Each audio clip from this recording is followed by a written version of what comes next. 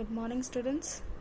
This is second chapter and we have done keywords and summary of this chapter. This is keyword and this is summary. I have given you summary as a homework and I will check today only, and we are going to cover take the correct answer today. So for this you need not to write down the chapter name again as you have written it earlier, right? So this is the exercise of the book. So if you have a book, then you can write it from there only. Just you need to understand the answers from here.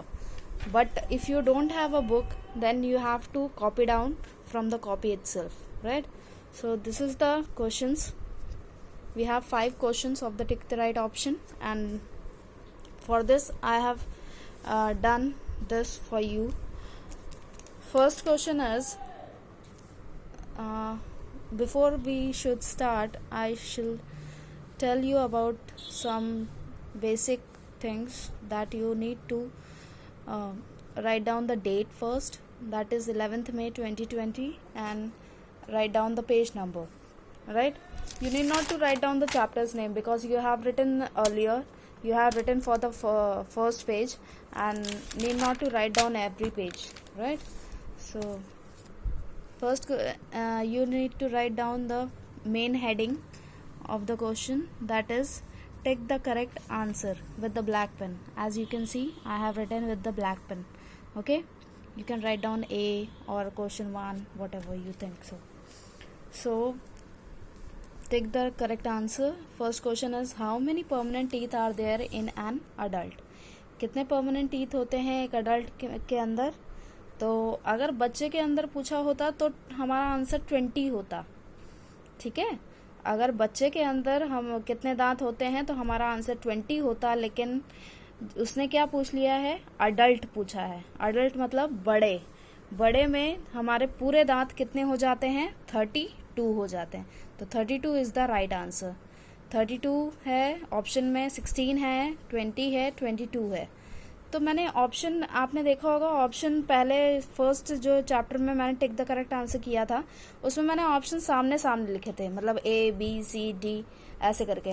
तो वो थोड़ा सा आपको समझ में नहीं आ रहा था कि कौन सा आंसर है, A है या B है, क्योंकि दोनों के बीच में टिक लगा हुआ है ना, तो आपको दिक्कत हो रही थी वहाँ पे.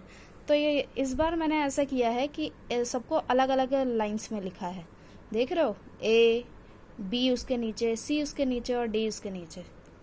तो इससे क्या हो रहा है? क्लैरिटी हो रही है. क्या हो रहा है? काम में क्लैरिटी आ रही है. दिख रहा है कैसे किया हुआ है? तो क्वेश्चन आपको ब्लैक पेन से लिखना है. दिख रहा है? ये ब्लैक पेन से लिखा हुआ क्वेश्चन दिख रहा है. और ऑप्शंस आप ब्लू पेन से कर सकते हैं और टिक जो है वो ब्लैक पेन से कर दीजिए.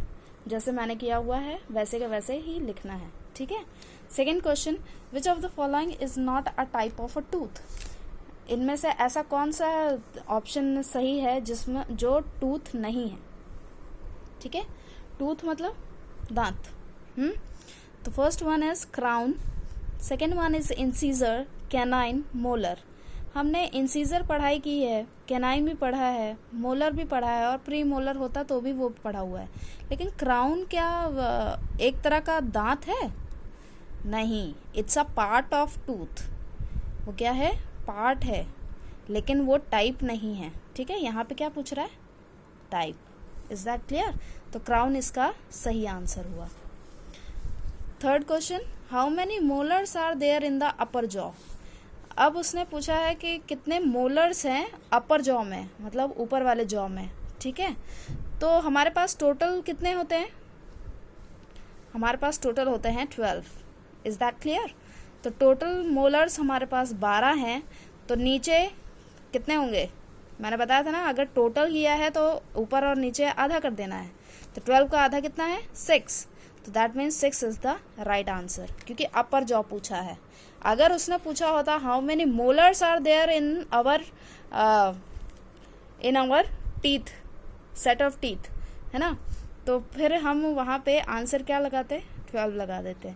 लेकिन उसने स्पेसिफिक कर दिया है कि अपर जॉ में कितने मोलर्स हैं, तब हमने 6 को लगाया है. Is that clear? तो ये छोटी छोटी चीज़ों का ध्यान रखिएगा कि क्वेश्चन क्या पूछने की कोशिश कर रहा है। ऐसे मत करिए कि क्वेश्चन कुछ भी पूछ रहा है और हम आंसर कुछ भी दे रहे हैं। ऑप्शंस बहुत नज़दीक के दिए हुए हैं, 12 है, 16 है, 6 है, 8 है। 16 तो अभी तक नहीं पढ़ा है हमने, लेकिन 6, 8 और 12 पढ़ा है। तो 3 ऑप्शन आपके माइंड में पक्का घूमेंगे। तो इसका आंसर है 6। देख रहे हो, ऑप्शन मैंने ब्लू पेन से लिखा है और टिक मैंने ब्लैक पेन से किया है, क्वेश्चन मैंने ब्लैक पेन से लिखा है। ठीक है, आप भी ऐसा कर सकते हैं। ऐसे साफ दिखता है, जो भी आप काम करते हैं उस तरह से वो साफ दिखेगा। अब ये बहुत बार मैंने क्वेश्चन पूछ लिया है, the hardest substance in our body, ये सभी को पता है। So enamel is the right answer. Crown, root, dentine ये सब नहीं है, enamel is the right answer. Is that clear? 5th one, what carries food from the mouth to the stomach?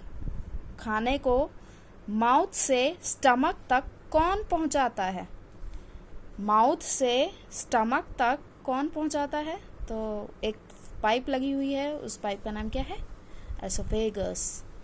तो इसको फूड पाइप भी बोलते हैं। तो फूड पाइप और oesophagus is the right answer. यहाँ पे फूड पाइप ऑप्शन में नहीं दिया है, तो आप एसोफेगस पे ही टिक करेंगे। Is that clear? यहाँ पे लार्ज इंटेस्टाइन दिया है, स्मॉल इंटेस्टाइन दिया है, लीवर दिया है। अच्छा, मेरे पास यहाँ पे एक लाइन नहीं थी तो मैंने यहाँ पे लिख दिया है। आप क्या कर सकते हैं, अगर आपका भी पूरा पेज में ही आ गया है तो आप भी ऐसा ही कुछ कर सकते हैं, वरना अगर आप यहाँ पे आपका कंटिन्यूएशन आया है तो फिर यहाँ पे प्रॉपर एक एक लाइन में लिखिएगा। Is that clear? कल हम करेंगे फिल इन द ब्लैंक्स। अब फिल इन द ब्लैंक्स या फिर ट्रू एंड फॉल्स भी साथ में ही कर देंगे, क्योंकि छोटे छोटे वो एक्सरसाइजेज हैं। ठीक है, आज के दिन के लिए सिर्फ take the right option.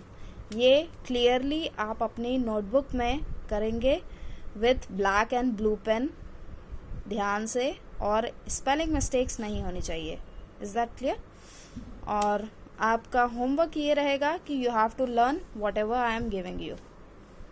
Is that clear? Thank you so much.